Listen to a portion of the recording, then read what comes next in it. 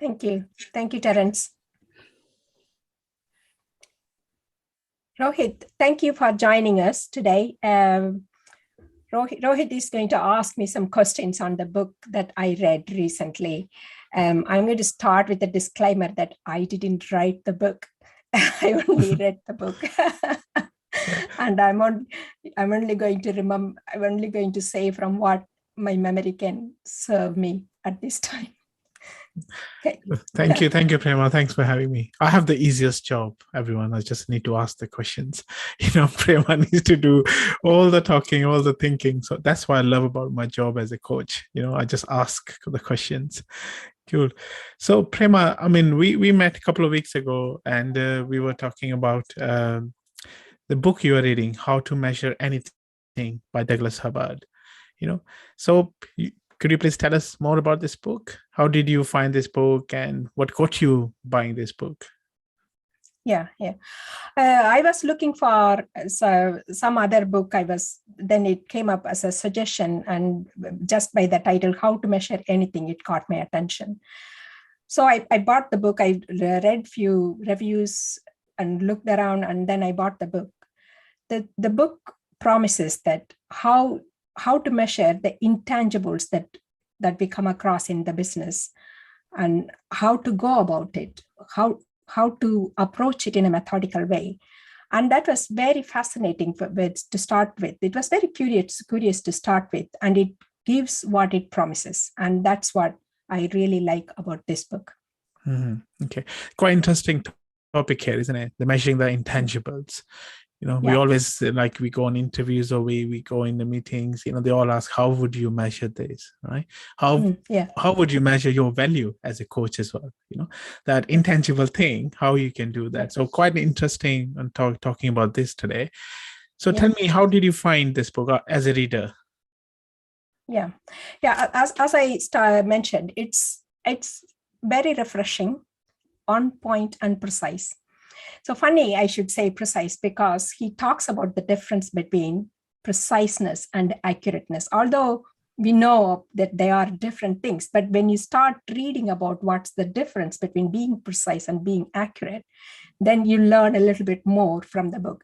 That's the fascinating thing about this particular book. Whether you are from a maths background or from a non-maths background and want to know how to quantify certain things that look non-quantifiable in front of you, but you still want to gain some value from it, want to gain something from it, then it gives you way forward.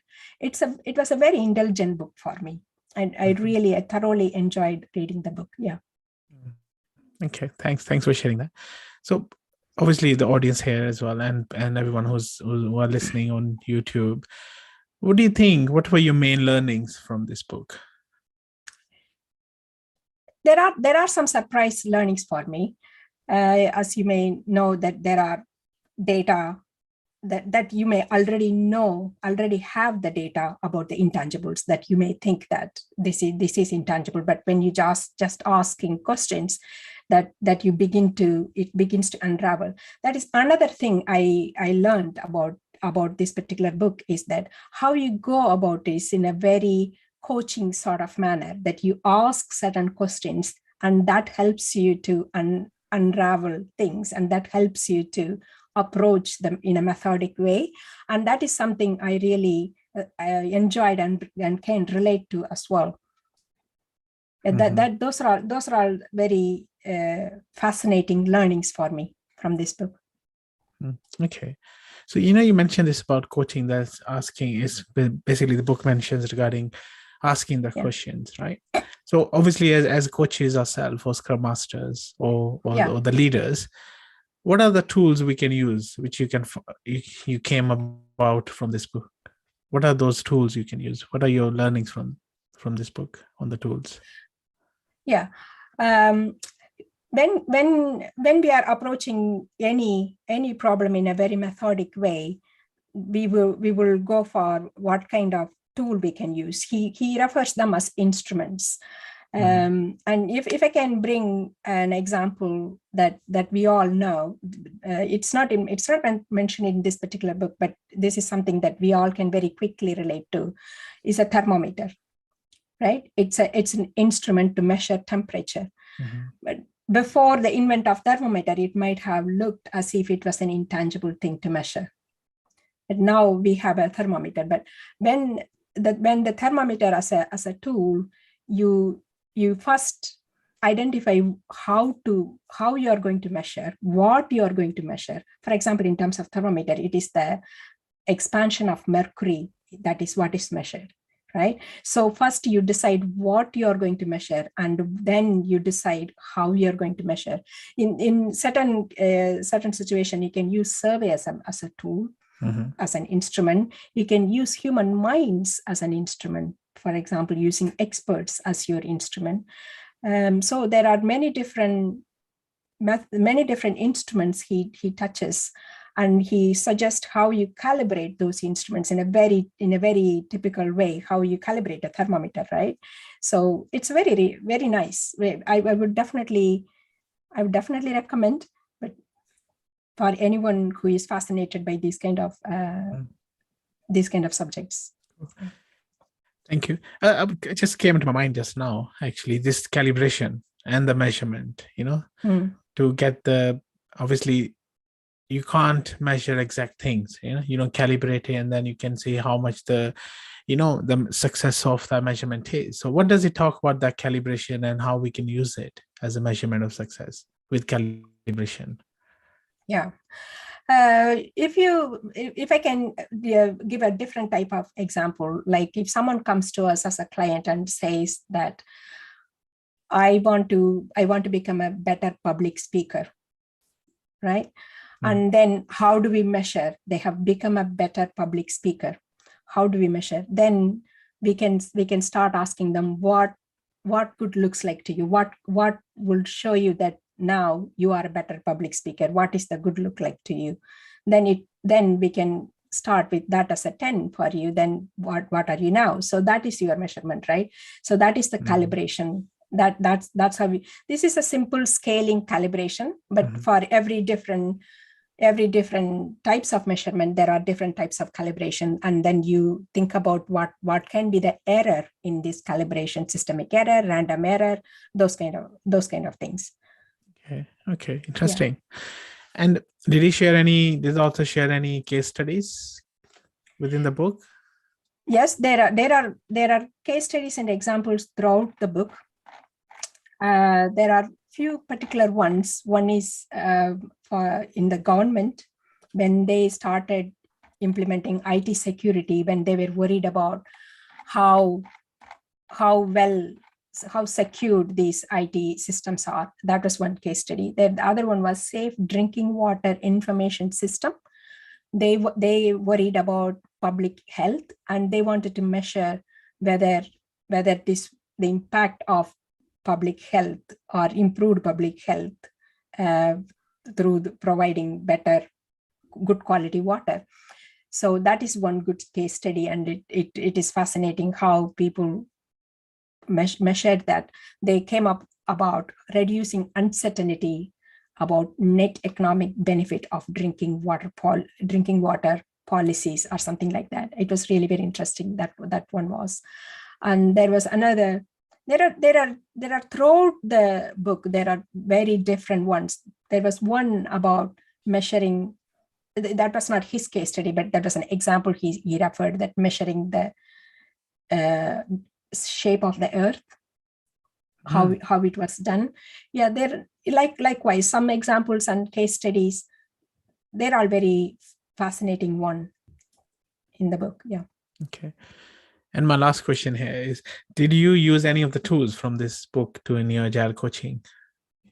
Or with I have started applying like the scaling one I just mentioned. And also I have started applying the questions he asks, the coaching kind of questions, to explore that we may already have the data with us. And I'm putting, he hasn't given like a template kind of set of questions that you go and ask these kind of questions. He hasn't given anything like that. But when we go through the book, we can gather them up, and then we can very easily use them. For example, they are very similar, not very different from Agile kind of questions. For example, you first decompose and then choose what you're going to, what problem is this that you're measuring. And the other one is very interesting one is, what value will it bring? Once you have the measurement in front of you, what decision will it change? So that is a good question as well to decide how we are going to measure. What improved looks like to you, and what will you detect? What will you observe? What kind of variables will you observe? If you are going to go about, if we are going to realize value out of this measurement, what will be the variables that you will measure? And those kind of things. So those questions are very coaching questions. So they differ from situation to situation. So it is, we can apply. I have started using in my thinking process and in my coaching situations, but I haven't started showing that to my customers yet, that this is the measurement I came up with. And how do you think about it? Not yet. I have not been that brave yet. No, we're looking forward to your experiments, Prema. We'll see. Me too. So you definitely recommend this book for us, right? Yeah. Okay. So yeah, actually, absolutely. Yeah. Thank you. Just something came up to my mind, just probably honestly last question. So regarding the accuracy, does he mention anything about the accuracy in the book of the measurements or the tools? Yeah, that's what he was referring. The difference between accuracy and preciseness is, for example, accuracy is close to the truth, whereas precise is exact, but not necessarily close to the truth. So precise is something you will get consistently similar, but not necessarily close to the truth, which means that there may be a systemic error in the precise measurement. Whereas accuracy can be close to the truth, but may not necessarily be consistently giving you the same answer. So he was if you can think about using your bathroom scale, it might give consistently same number, so may not necessarily be accurate. Yeah. I like to think so. Yeah. no, when we check out, that's not right, is it?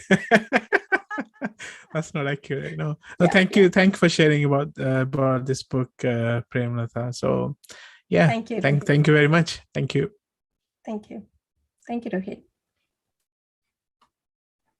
Over to you, Terence. So, Prem, what book are you reading next? I guess is one question. Yes. How to accurate that scale? How to fit it on? Interestingly, the book I'm reading now is called Better Value, Safer, Sooner, Happier, I think. Happier, yeah. Yeah. Okay. It's by Jonathan Smart. It's a